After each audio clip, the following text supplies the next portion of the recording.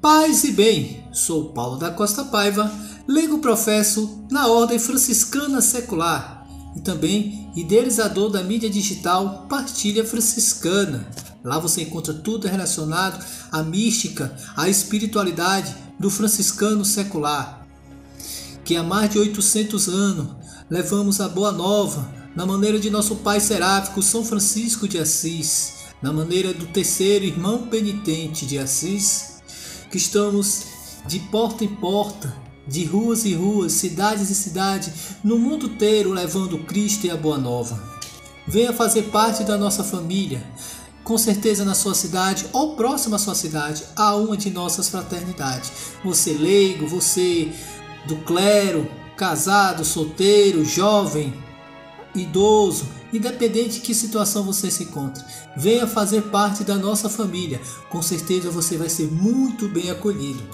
Agora vamos dar continuidade à vida de Santa Clara, na qual nós estamos lendo, e esse é a nossa fonte, um livrinho de formação que nós tivemos algum tempo atrás para receber os votos, que sempre é bom termos livros de espiritualidade franciscana para nos aprofundar e nos atualizar. E hoje vamos falar sobre Clara, mãe e irmã. Então vamos lá. Os primeiros dias de sua vida de entrega a Deus, Clara os passou em 2 mosteiros de beneditinas, primeiro em São Paulo de Bastia e depois em Santo Ângelo de Panzo. Mas não foi muito tempo. Ela não se sentiu em casa em nenhum desses 2 mosteiros. Neles não encontrou a paz, por isso mudou-se finalmente para a igreja de São Damião, a conselho do bem-aventurado Pai Francisco. São Damião tornou-se um pequeno espaço geográfico onde Clara se encontrou na paz com Deus, onde encontrou o deserto para o seu silêncio e onde ela preparou o canteiro místico de sua ordem. Nesse canteiro, a primeira plantinha foi ela mesma. Ao redor dela floresceu uma fraternidade que iluminou a igreja e o mundo. Parece até impossível que dentro dessa pequena casa o mundo inteiro percebeu que uma luz nova saía de lá. Esta luz ficava fechada no segredo do claustro, mas ematia raios brilhantes para fora, recolhia-se no estreito convento e se espalhava pelo amplo mundo. Guardava-se lá dentro, emanava-se para fora, pois Clara se escondia, mas sua vida se manifestava. Clara se calava, mas sua fama clamava. Trancava-se nas celas e era conhecida pelas cidades afora. Ao redor de Santa Clara foi crescendo rapidamente a sua fraternidade de irmãs, irmãs que eram para ela a delicadeza do dom de Deus. Cada irmã era recebida com mais uma graça, pois era o Espírito que as chamava e as fazia nascer deste pequeno rebanho de São Damião. A casa em si era pequena e secundária. O mais importante era a fraternidade, que crescia constantemente em número. Clara era a mãe, que acolhia e formava as irmãs que vinham, a irmã que convivia e se alegrava com elas, a serva que não se cansava de ajudá-las, ela mesma se autodenominava de serva, irmã e mãe. Clara criou em São Damião uma forma de vida ao seu estilo próprio. Era bem diferente do modo de vida existente nos outros mosteiros daquele tempo. A sua fraternidade era democrática e alegre. A conselho de Francisco, Clara aceitou o título de abadesa, mas não para estar acima das irmãs e mandar. Ela era sempre a mãe solicita, e a irmã carinhosa com todas as suas irmãs. Para a abadesa Clara, não havia diferença entre a irmã Hortolana, sua mãe carnal, e a irmã Inês, sua irmã carnal, e todas as outras irmãs. Ela mesma é mãe e irmã de todas, independente da origem delas. O que ela via em cada uma delas era a vocação de Deus que suscitara nelas. A mesma vocação as tornavam plenamente iguais, quer viesse de família nobre ou bem pobre. Se uma mãe ama e nutre a sua filha carnal, quanto mais diligentemente deve uma irmã amar e nutrir sua irmã espiritual. Portanto, sem ter planos de fundadora, mas sempre dócil às inspirações do Espírito Santo, Clara criou uma realidade nova de vida monástica daquele tempo. Pode-se dizer que ela criou uma nova modalidade de vida religiosa contemplativa, deslocando seu lugar geográfico para a fraternidade. E a fraternidade era estruturada numa base democrática dentro de um contexto social monárquico. A regra diz que a abadesa pode até ser despota. Se alguma vez parecer a totalidade das irmãs que a abadesa não é suficiente para o serviço e a utilidade comum delas, as referidas irmãs sejam obrigadas a eleger o quanto antes uma outra para ser abadesa e mãe. O que garante a firmeza dessa nova estrutura não é primeiramente um conjunto de leis, é o verdadeiro amor fraterno. A abadesa será mãe, irmã e serva, e todas as irmãs serão esposa, mãe, irmã do Senhor Jesus Cristo. Aqui, quando eu falei da permanência ou não da superior abadesa, isso faz parte da regra de Santa Clara, né? Então, lá eles viviam como irmã, tinha uma democracia. Quando a fraternidade não estava satisfeita com aquela liderança, com aquela pessoa que foi colocada como superior, elas poderiam se movimentar e escolher uma nova mãe e serva. Para Clara, a boa vida fraterna é o fundamento e garantia de uma boa vida religiosa.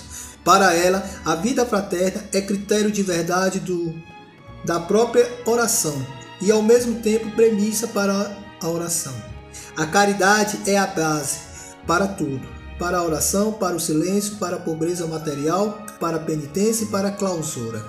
Tudo aqui são trechos que fazem parte dos escritos de Clara ou da própria regra de Santa Clara. Aqui a gente vê o desenvolvimento da fraternidade, do surgimento da segunda ordem, a ordem de Santa Clara, onde a própria Clara foi fundamental para a estruturação jurídica, mas também pelo desenvolvimento do carisma e a forma de vida. Clara realmente foi a mão de Deus ali na fundação e nos seus primeiros anos, com a bênção de São Francisco, tudo florificou, né? Floriu como lindas flores num belo jardim. Era assim que Clara via cada uma daquelas irmãs. Então, a exemplo de Clara, que a gente busque ter o zelo pela situação onde a gente se encontra. Por mais que às vezes a gente se incomode por querer algo além daquilo que a gente está se encontrando naquele momento. Mas tudo tem a bênção de Deus. Tudo tem. O cair de uma planta,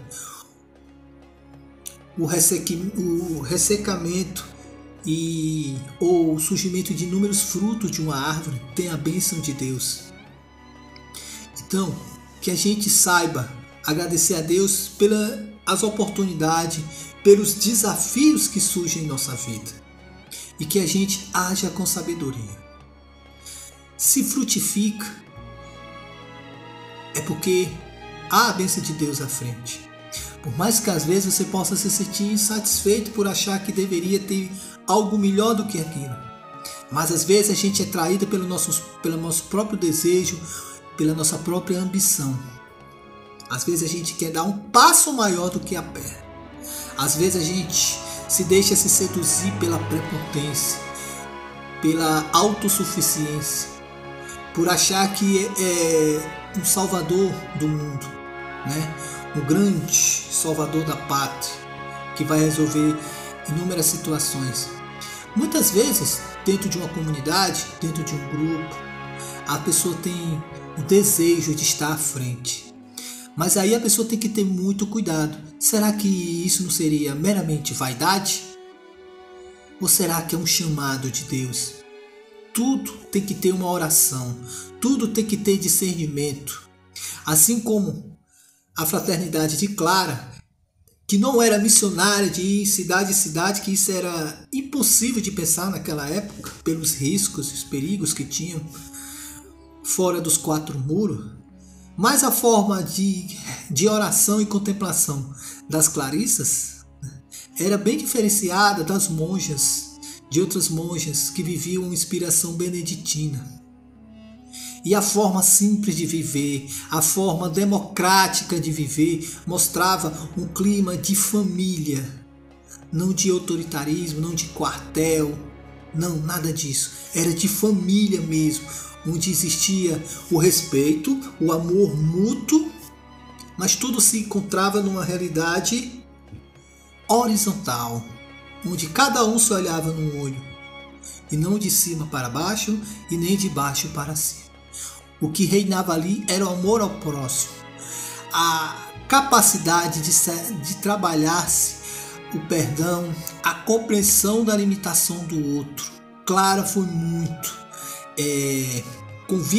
convicta na forma de viver esse testemunho. Seu testemunho fez muitas das irmãs permanecerem firmes na vocação.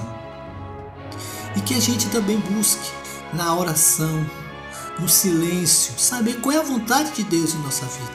Que a gente não caia na cilada da vaidade, né? De um ativismo cego, mas também de uma situação de meu Deus, me esqueci, falhou a memória agora, de acomodação. Essa é a palavra, de acomodação, de um comodismo, assim, de bicho preguiça, de não querer sair do canto, deixar as coisas acontecer. O mundo pegando fogo e você ali no seu canto. Não pode ser assim. Não aos extremos e nem na cilada da vaidade. Devemos sempre estar atentos à palavra de Deus, ao silêncio que ele se manifesta, no cotidiano que ele se manifesta, no nosso dia a dia. Então, é através da oração que sabemos verdadeiramente a vontade de Deus em nossa vida. Que a gente busque silenciar, que a gente busque ouvir no coração o que Deus nos fala. Que vá fazer essa caminhada ao deserto interior, aonde está o belo jardim, onde se encontra o esposo de nossa alma. Amém? Santa Clara, rogai por nós.